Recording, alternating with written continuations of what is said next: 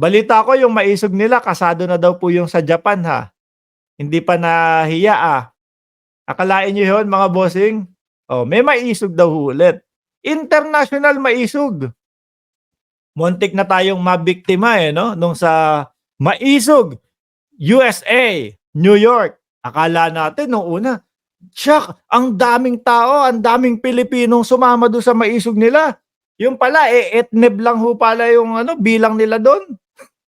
Wag ka naman ganyan, Mark. Hindi naman sila 20, magagalit na naman yung mga DDS na yan, eh.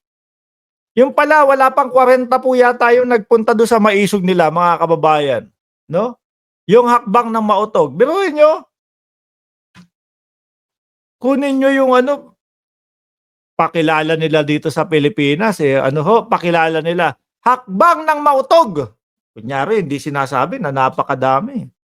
Yun pala Independence Day. Parang gusto pa nilang pagmukhain, talagang etong pila na 'to, etong rally na 'to, maisog. Akalain niyo po nirereklamo pala sila dun mga kababayan, 'no?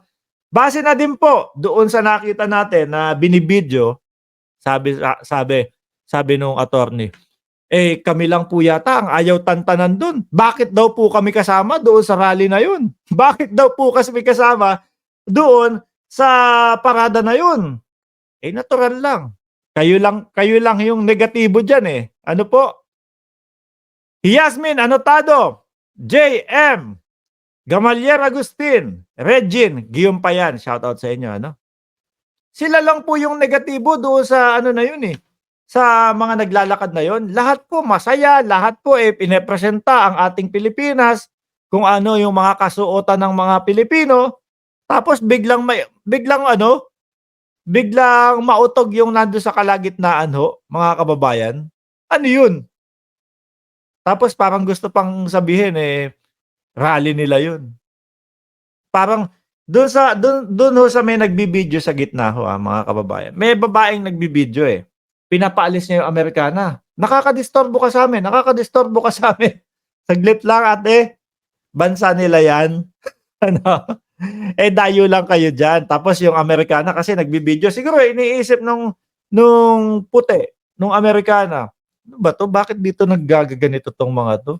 Ang ayos-ayos nung rally nila, ang ayos-ayos nung mga nauna, ang ayos-ayos nung parada, tapos biglang meron dito pagpapabagsak sa presidente, pagpapababa sa gobyerno."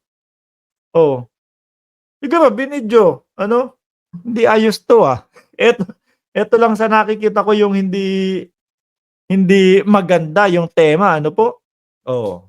Kaya naman nirereklamo sila, mabutit mabuti nga, hindi kayo pinapanik ba sila sa stage dun, mga kababayan? Sabi ko baka mamaya 'pag pumanik sa stage 'to mga mura ang sabihin nito, eh. Karamihan 'no yung kagaya nung mga sinasabi dun sa maisog na PI. Ano po? Ay naku. Kasi tuloy ko yung kwento ko.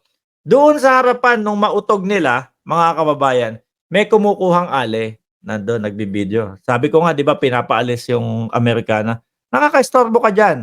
Oh, pinapaalis mga bossing. And after, ano parang may nagbulungan na,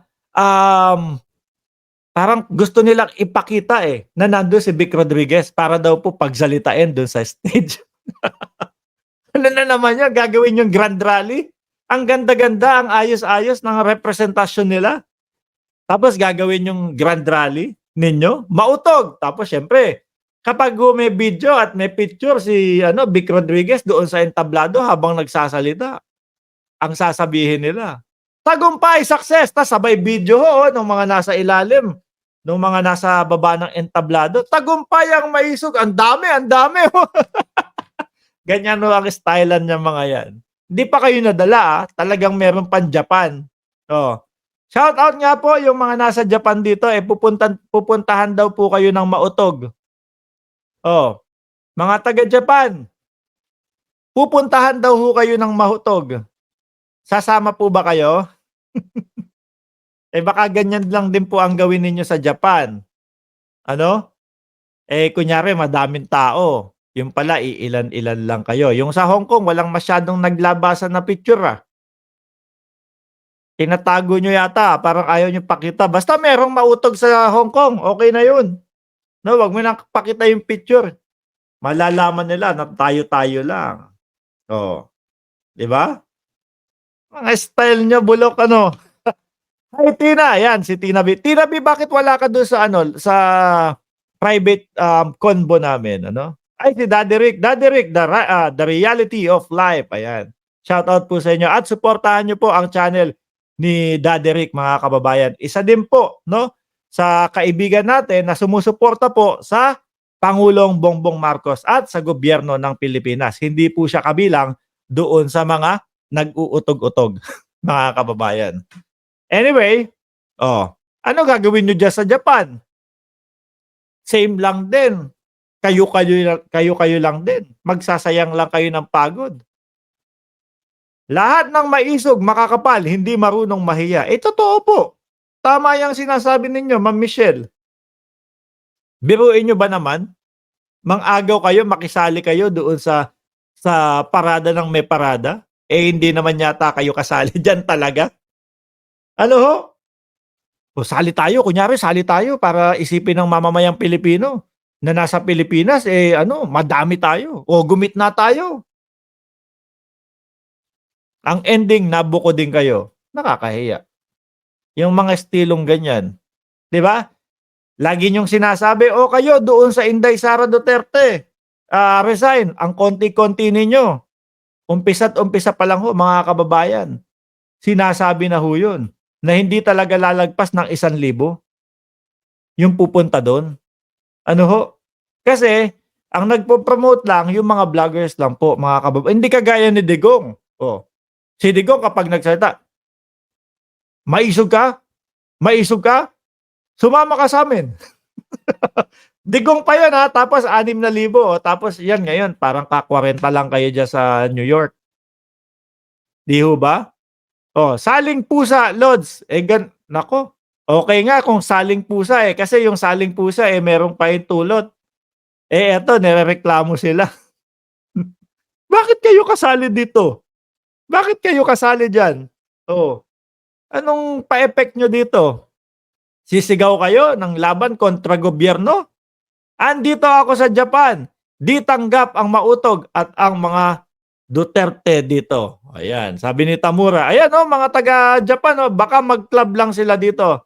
O baka sisigaw sila, "Irashaimase, irashaimase." O baka gano'n. Puwede ng taga-ano kayo diyan, taga-welcome doon sa mga club. Oh, 'di ba? Walang modo. Bakit mo naman sir nasabing walang modo? Sige, pakinggan natin si Sir Ian Herrera. Mga walang modo yang maisog na yan. Kung sa bagay, may pinagmanahan sila kung ano-ano ang puno, ganun din ang bunga. Eh, makikita mo naman yung mga vlogger nila.